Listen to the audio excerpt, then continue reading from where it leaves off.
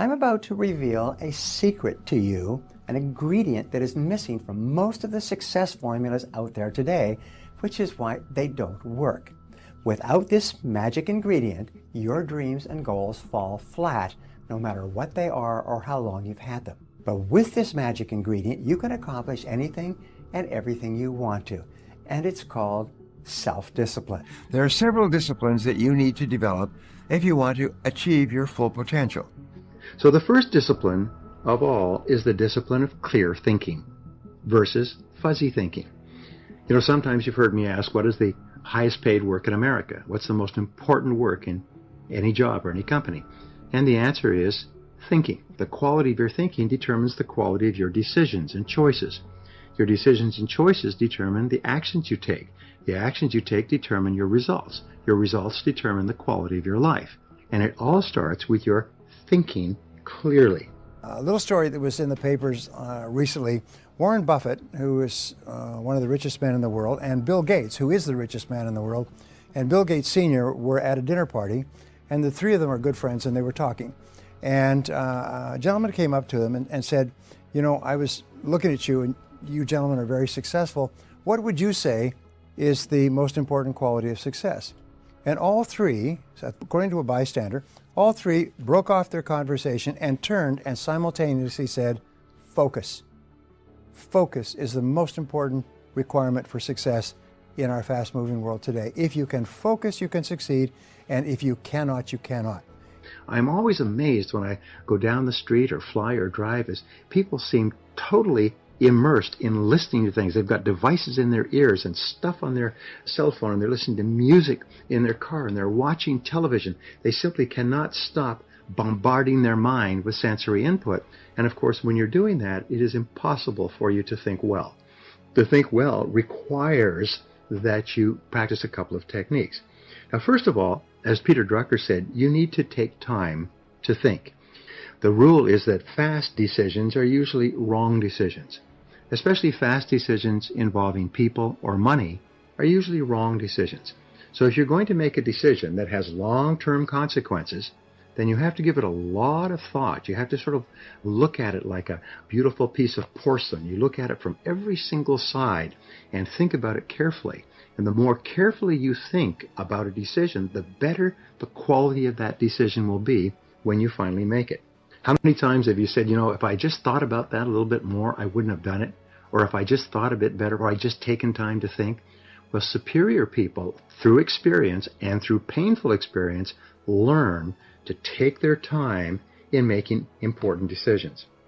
So one of the very best ways that you can develop the discipline of clear thinking is to sit in solitude for 30 to 60 minutes when you have a major problem or a major issue in your life.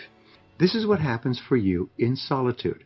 You'll start to go calm, and all the energy, all the fidgetiness will disappear, and you'll just go calm. And it's almost like a bucket full of silty water. It'll sit there, and if you leave it sit there for a while, the water goes completely clear. And this is what happens to your mind. Your mind goes completely clear. And after the 30-minute point, what will happen is ideas will start to flow like a river. Just start to flow through your mind. And you don't, this is non-directed. In other words, you don't think of this or think of that problem or think of that goal. And you just focus on your breathing. Just relax, look out into the horizon, look at the picture on the wall or a flower. Some people look at a candle, but just look at it, keep your eyes open. This is not meditation. Just sit there quietly, and at a certain point, ideas will start to come.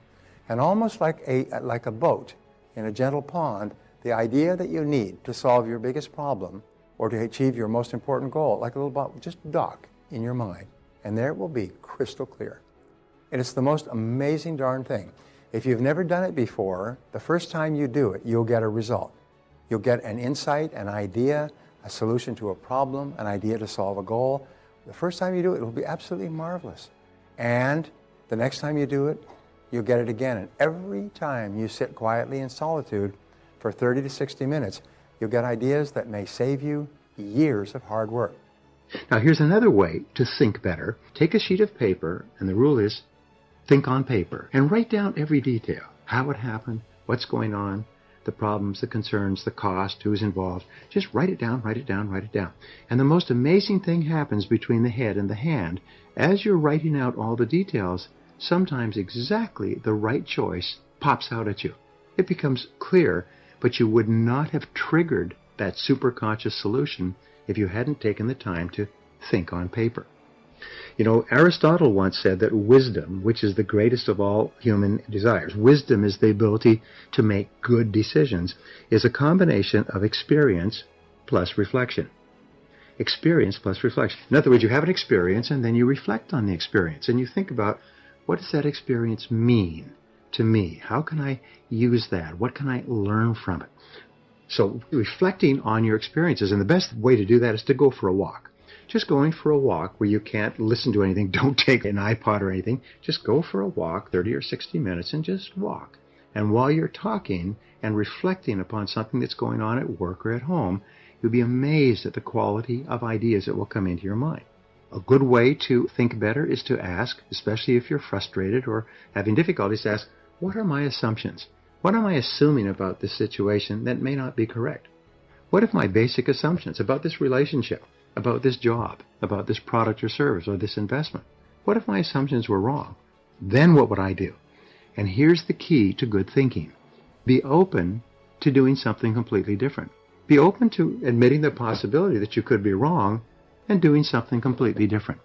And what that does is it opens up your mind and your perspective so you can see all kinds of possibilities that you may not have seen before. So clear thinking is the first discipline, and it is the discipline practiced by the most successful, happiest, and wealthiest people in our society. Now, the second major discipline is the discipline of daily goal setting. Write out your goals. All goals have to be in writing, by the way. If you don't have your goals in writing, then they're not really goals at all. They're merely wishes. And as they say, a wish is merely a goal without any energy behind it. Have your goals in writing. Write them out very specifically and clearly, and then do this. Every single morning, rewrite your major goals in the first person singular as though they already existed.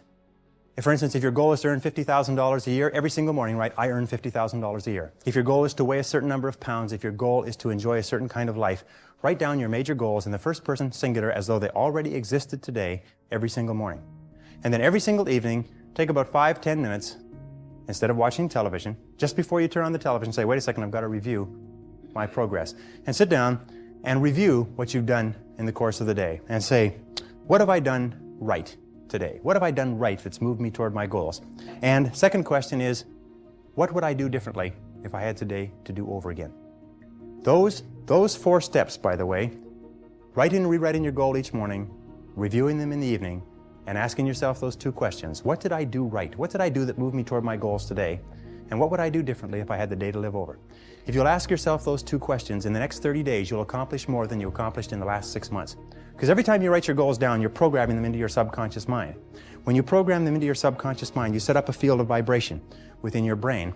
And this law of attraction, based on this field of vibration, attracts into your life people and circumstances that harmonize with your dominant thoughts.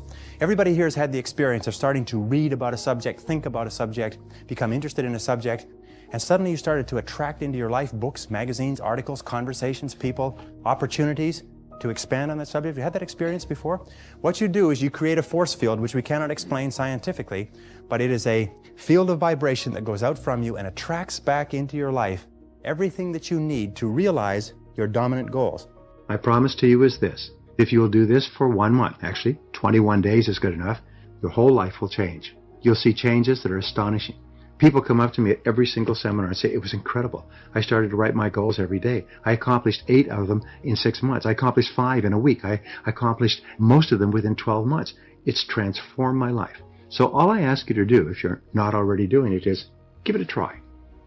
Now the third discipline is the discipline of courage. Courage means that you have the ability, you have the willingness to confront your fears. Because what I've found over the years is that brave people, courageous people, are not people who are not afraid. They're simply people who master their fears. They're simply people who face their fears, confront their fears. And Mark Twain said it many years ago. He said, with regard to fear, he said, do the thing you fear, and the death of fear is certain. Now, fear and courage tend to be habits. That if you are afraid and you give in to the fear and you back away, it becomes a habit to back away whenever you're afraid or unsure. If you're afraid and you force yourself to confront the fear, it becomes a habit to confront the fear whenever you find something that you're afraid of. And you'll find that most fears disappear when you confront them. And most fears, fears of failure, fears of rejection, fears of loss, fears of pain, fears of limitation, fears of the loss of a relationship, fears of ill health, most of these fears disappear when you confront them head on. So the reason you want to confront your fears is not because of the incident specifically, it's because of what it does for your character. You want to demonstrate to yourself that you can face down a fear and look it square in the eye, and suddenly, surprise, surprise, it goes away. And you realize that the fear was in your own mind. So here's an exercise for you. Identify one fear situation in your life today and use that as your challenge. Use that as your test case. You say, you know what I'm going to do? I'm going to face this fear down. I'm going to hammer it. I'm going to smash it. I'm going to look it right in the eye. I'm going to deal with it direct, head on, like a car hitting a wall until the fear is gone. And once you've done that, you'll look up and you'll be a different person. For the rest of your life, you'll know that nothing that you're afraid of can stop you. Now, the fourth discipline is the discipline of daily time management. The rule is that every minute spent in planning saves 10 minutes in execution. So disciplining yourself to plan your day thoroughly before you begin will save you at least 10 minutes for every minute you spend in planning, and according to the research, it will increase your productivity by 25 to 50%, maybe even double your productivity for every day that you plan. Begin the discipline of daily time management by making a list. Start off with a sheet of paper, again, think on paper, and write down everything you have to do in the course of the day. The very best time to make this list is the night before. If you do this, then your subconscious mind works on your plan all night long, and you often wake up in the morning with great ideas to implement your plan. Then you organize your list by priority before you begin. You don't just jump into it. Use the 80-20 rule that says that 20% of the items on your list will account for 80% of the value. Which are the most valuable? This is the hardest of all disciplines to learn. It's the essence of my teaching worldwide. It is the key to supercharging the quality of your life and your results. If you can start every morning with a list organized by priority and start on your number one task and stay with it till it's done, you will supercharge your life. You will release endorphins in your brain that causes you to feel great. You will motivate yourself and energize yourself and propel yourself into all your other tasks. You'll get twice as much done on any day where you start and complete your major task first thing than on any other day. The discipline of time management will then spread to all your other disciplines. When you can demonstrate each morning that you have the self-control, self-mastery, self-discipline to start and complete your most important task, you just feel fabulous about yourself. Now, the fifth discipline is the discipline of regular saving and investing. One of the smartest things that you can ever do for yourself is to develop the habit of saving part of your salary every single paycheck. Individuals, families, and even societies are stable and prosperous to the degree to which they save money. Savings today are what guarantee the security and the possibilities of tomorrow. The first corollary of the law of saving and becoming a money-saving expert comes from the book The Richest Man in Babylon by George Clason. It is to pay yourself first. Begin today to save 10% of your earnings off the top and never touch it. This is your fund for long-term financial accumulation, and you never use it for any other reason except to assure your financial future. The remarkable thing is that when you pay yourself first and force yourself to live on the other 90%, you actually promote frugal living. You'll soon become accustomed to living on 90% without any loss of convenience or anything else. Remember, you're a creature of habit. When you regularly put away 10% of your earnings, you soon become comfortable living on the other 90%. Many people start by saving 10% of their income and then graduate to saving 15%, 20%, and even more. And their financial lives change dramatically as a result. And so will yours. Now, here's an interesting point, and I learned this from one of the smartest money managers I ever met. He said, when we're young, we associate money with pleasure. We get our first allowance and we go and we spend it on candy. And we think that when we have money, we go and we spend it on candy or things that make us feel good. Now, when we become adults, whenever we think of getting a lot of money, our first thought is spending it on something that makes us happy. If you go to a tourist resort where people are on vacation and having a good time, they're just lined street after street after street of knickknacks and gadgets and junk, because people, when they're happy, associate going out and buying stuff. However, what this does is it keeps you broke all your life. So what you do, and this is what he told me, is you rewire yourself. You kind of pull out one wire and replug it in, and you say, instead of saying, I like spending money, you say, I like saving money. And you begin to think of how much you enjoy having money in the bank, how much you enjoy saving, how much you enjoy delayed gratification, how much you enjoy the idea of moving toward financial independence. And when you develop the habit of being happy about saving money, you start to find yourself more and more careful with your expenditures. Soon you develop the habit of living on less than you earn. And you change your thinking from I enjoy spending to I enjoy saving. There's a Japanese proverb that says, making money is like digging in the sand with a pin. Losing money is like pouring water on the sand. It's easy to lose money, but it's hard to make it and keep it, and it's the most important discipline of all. Another discipline is to pay cash as often as possible and for as much as possible. Get rid of all your credit cards except for one, and only use that one when you have to. The very act of paying cash really hypersensitizes you to how much it's costing and causes you to spend less money. W. Clement Stone once said, if you cannot save money, the seeds of greatness are not in you. The primary reason why you save your money and accumulate it carefully is because it gives you two things. First of all, it gives you freedom. You know you've got money in the bank. If you don't like your job, you can walk away from it because you've got money in the bank. But the second thing it gives you is opportunity. If an opportunity comes along, you're prepared to take advantage of it. You don't have to say, I'm sorry, I don't have any money, I can't afford it, I'm broke, and people just shake their head in pity and walk away.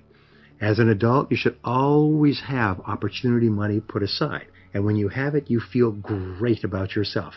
The difference between a person with a little money and a person with no money is night and day.